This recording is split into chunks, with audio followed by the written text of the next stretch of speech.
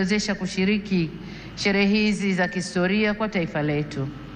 Pili, ni washukuru Watanzania wote kwa imani yao kwa Chama cha Mapinduzi na kwa mapenzi makubwa na kutupa mimi na makamu wa rais fursa hii adhimu ya kuwatumikia. Shukrani za kipekee kwa viongozi na wanachama wa Chama cha Mapinduzi kwa namna walivyoendesha kampeni kwa mafanikio makubwa sana. Nishukuru tena Tume ya Uchaguzi kwa kuratibu na kusimamia mchakato mzima wa uchaguzi kwa ufanisi usiotiliwa shaka. Ndugu viongozi na ndugu wananchi, katika uchaguzi huu tulikuwa wagombea 17 kutoka vyama mbalimbali vya siasa nchini tukiwania nafasi ya urais wa Jamhuri ya Muungano wa Tanzania. Napenda kuwashukuru sana wenzangu 16 ambao kwa hakika wameonyesha ukomavu wa kidemokrasia kwa kuendesha kampeni ambazo tulishindana kwa hoja na sote tulionyesha kuwa siasa sio vita. Tumemaliza vyema uchaguzi na kumpongeza aliyeshinda. Aidha, nitumie fursa hii pia kumpongeza sana Rais wa Zanzibar na Mwenyekiti wa Baraza la Mapinduzi, Mheshimiwa Dr. Hussein Mwinyi na vyama vya siasa vilivyoshiriki uchaguzi Zanzibar kwa kumaliza uchaguzi kwa salama na amani. Zanzibar oye! Pongezi zangu pia ziwaendee wote walioshinda kwenye nafasi za ubunge, ujumbe wa Baraza la Wawakilishi na udiwani kote nchini. Kwa wote niwaambie, uchaguzi umekwisha. Sasa baada ya kuapa, tukafanye kazi ya kulijenga taifa letu na kujenga utu wa Mtanzania. Waheshimiwa marais, viongozi, ndugu wananchi, shughuli inakuwa nzuri na ya kufurahisha ikihudhuriwa na ndugu zako wanaokupenda. Tanzania leo imejawa na furaha kubwa kuona baadhi ya waheshimiwa marais wenzangu na viongozi mbalimbali wa nchi jirani na nchi marafiki wamejumuika nasi katika tukio hili. Pamoja na kwamba tulitoa mwaliko kwa muda mfupi, kwa wale walioshindwa kushiriki, tunatambua uzito wa majukumu yao na tunajua mioyo yao ipo pamoja nasi. Tunashukuru pia wote waliotuma salamu za pongezi kwetu. Tunasema asanteni sana. Ndugu wananchi, uchaguzi ni fursa kwa wananchi kueleza matakwa yao ya aina ya viongozi wanaodhani wataweza kuwatumikia vyema na kuwaletea maendeleo endelevu. Kipindi cha kampeni tuligawika kiitikadi na kishabiki kama taifa, ila baada ya uchaguzi kufanyika, anayechaguliwa na wengi huwa ndio chaguo la nchi na anapaswa kuwa mtumishi wa wananchi wote waliomchagua na waliochagua wagombea wengine na hata ambao hawakushiriki uchaguzi. Kwa sisi tuliochaguliwa, ahadi yetu kwenu wananchi ni kulitumikia taifa hili kwa nguvu zetu zote, vipawa vyetu vyote na maarifa yetu yote. Ndugu zangu wa Tanzania, ni vyema tutambue kwa uchaguzi mkuu wa viongozi wa serikali ni mchakato wa msimu mmoja tu ndani ya kipindi cha miaka 5. Muda mwingine wote maisha lazima yaendelee. Hivyo basi, jukumu letu sote kwa pamoja ni kujenga nchi yetu na kuifanya kesho yetu iwe bora zaidi kuliko jana yetu. Niwasihi tuendelee kuilinda itikadi yetu ya umoja na mshikamano. Ndugu zangu, wote tunaitakia mema nchi hii, tumesikitishwa na kuhuzunishwa na matukio ya uvunjifu wa amani, upotevu wa maisha na uharibifu wa mali za umma na mali za watu binafsi kwenye baadhi ya maeneo hapa nchini, hasa kwenye majiji na miji.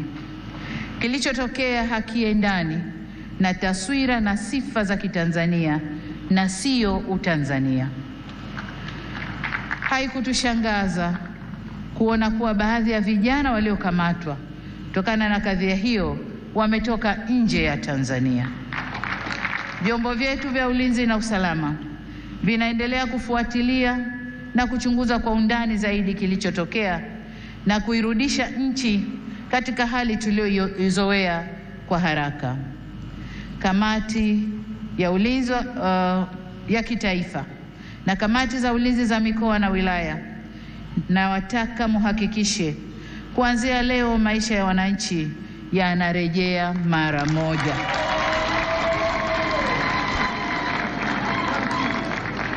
Amesema hapa Rais wa Zambia na Rais wa Burundi. Machafuko ndani ya nchi si mema, hayana bei, hayana thamani na si faida kwa yoyote yule. Kwa hiyo ndugu zangu, niwaombe sana tuzingatie umoja, amani na utulivu wa nchi yetu. Ndugu zangu, nitumie fursa hii kutoa onyo kama mama, kutoa onyo kwa wale wote waliochochea uvunjifu wa amani. Na nawataka watambue kuwa vurugu na uvunjifu wa amani huishia kupimana nguvu na uwezo wa kujihami, ila mazungumzo huzaa mshikamano. Sasa tuchague lenye manufaa kwetu, kwani usalama wa taifa lolote hulindwa na wote kwa nguvu zote na gharama zozote. Ndugu viongozi na ndugu wananchi, kama kawaida kwa nchi zenye mfumo wa kidemokrasia hualika waangalizi wa uchaguzi kutoka jumuiya za kimataifa na kikanda kuja kushuhudia mchakato wa uchaguzi. Uwepo wao huongeza uhalali wa juhudi zetu za kuhakikisha uchaguzi unafanyika kwenye mazingira ya uwazi, haki, heshima na utawala wa sheria. Kwa muktadha huu, tunazishukuru jumuiya zote zilizoleta waangalizi wa uchaguzi. Kutoka Afrika, tulikuwa na waangalizi kutoka Umoja wa Afrika AU, Jumuiya ya Nchi za Maziwa Makuu ICGLR, Jumuiya ya Maendeleo ya Kusini mwa Afrika SADC na Jumuiya ya Afrika Mashariki EAC. Pamoja na hao, tulikuwa na wengine kutoka maeneo mbalimbali ulimwenguni. Makundi yote ya waangalizi yameshatoa taarifa za awali na tunawashukuru kwa kuwa nasi, na kwa heshima kubwa tumepokea maoni yao. Hata hivyo, kama alivyowahi kusema Rais wa awamu ya 3 ya Jamhuri ya Muungano wa Tanzania hayati Benjamin William Mkapa mwaka 2000 wakati akiapishwa kuwa rais, na hapa nanukuu kipande tu cha hotuba hiyo kinachosema: na washukuru watazamaji wa kimataifa kuja kushuhudia uchaguzi wetu ulivyofanyika. Walipotusifu tumepokea sifa hizo kwa unyenyekevu mkubwa. Tumesikia pia waliodhani hayakwenda sawa, na mengine hata sisi wenyewe tumeyaona. Maagizo ya kutuelekeza nini cha kufanya tumeyakataa. Ushauri wao tutauzingatia ili tufanye vizuri zaidi siku zijazo. Mwisho wa kunukuu. Ndugu wananchi, sifa moja ya mwanadamu ni kutokukamilika. Aliyekamilika kabisa kabisa bila kasoro yoyote ni Mwenyezi Mungu peke yake. Ndio maana katika shughuli au harakati za wanadamu tunaunganishwa na mawasiliano, mazungumzo na maelewano. Au kwa maneno mengine, tunaunganishwa na uwepo wa suluhu. Suluhu yenyewe sio suluhu mimi, lakini hata suluhu mimi nitafanya kazi yangu ya kuunganisha taifa. Kwa hiyo tunaunganishwa na uwepo wa suluhu ya mambo katika jamii zetu. Kama mnavyofahamu, katika kuliunganisha taifa, serikali ya awamu ya 6 tulianza na falsafa ya R4 inayosimamia misingi ya kuzungumza na kuelewana, kuvumiliana, kubadilishana au kubadilisha mwelekeo baada ya maelewano na kuendelea kujenga taifa letu. Tunapoendelea mbele, hatutachoka wala kurudi nyuma kwenye kusimamia yote yanayohusu kujenga umoja na mshikamano wa taifa letu.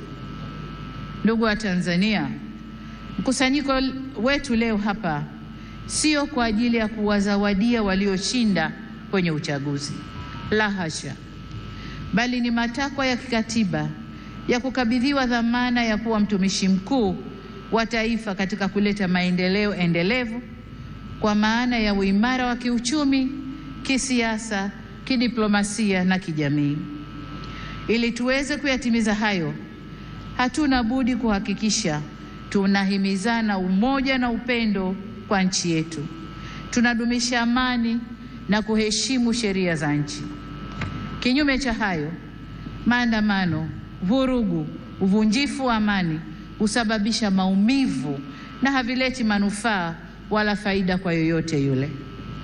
Ni wasihi wa Tanzania tuchague hekima badala ya ghadhabu, busara badala ya mihemuko, upendo badala ya chuki, uvumilivu badala ya vinyongo, umoja badala ya mgawanyiko, na amani badala ya vurugu. Lakini vile vile ni wajibu wetu kuchagua unyenyekevu badala ya kiburi na huruma badala ya hasira. Taifa letu ni moja na lina nguvu zaidi kuliko mtu yoyote yule. Demokrasia haipimwi kwa nani kashinda uchaguzi, bali kwa jinsi tunavyoendesha mambo yetu baada ya uchaguzi. Tutakuwa na nguvu zaidi pale kila sauti chanya au hasi zitakaposikilizwa, kuheshimiwa na kuthaminiwa, na vile vile tunapoweza kuponya wenye maumivu. Hii si kazi ya upande mmoja wa serikali peke yake, bali ni kwa kila jumuiya za wananchi, vyama vya siasa, dini zetu na kila mwananchi. Na hapa nitumie fursa hii kuwashukuru kwa dhati ya moyo wangu viongozi wa dini waliohimiza amani na upendo katika kipindi chote cha kabla uchaguzi, wakati wa uchaguzi na sasa baada ya uchaguzi, wanavyoendelea kuhimiza amani na upendo. Ndugu zangu, nimeamua kutumia jukwaa hili leo kushukuru na kupongeza kwa kumaliza uchaguzi, kuhimiza umoja na mshikamano wa kitaifa, na kusisitiza kwamba Jamhuri ya Muungano wa Tanzania kama taifa ni muhimu zaidi kuliko matakwa binafsi ya mtu yoyote. Masuala ya mwelekeo wa kazi za serikali kwa miaka 5 ijayo na ufafanuzi wa kina wa hatua zitakazochukuliwa kutekeleza dhana ya kazi na utu utatolewa katika hotuba ya uzinduzi wa Bunge la 13 la Jamhuri ya Muungano wa Tanzania. Baada ya kusema hayo, niwashukuru wote kwa kujumuika nasi kwenye tukio hili muhimu na la kihistoria. Nimepokea pongezi kwa heshima kubwa, na sasa safari ya kuwatumikia Watanzania kwa kipindi cha pili cha awamu ya 6 inaanza rasmi. Nawashukuru wananchi wote wa Tanzania, na ni imani yangu kwamba tutashirikiana ndani ya safari hii. Asanteni sana kwa kunisikiliza. Mungu ibariki Afrika. Mungu ibariki Tanzania. Amen, amen, amen. Asante sana Mheshimiwa Rais wa Jamhuri ya Muungano wa Tanzania. Naomba niwaalike viongozi wote na wananchi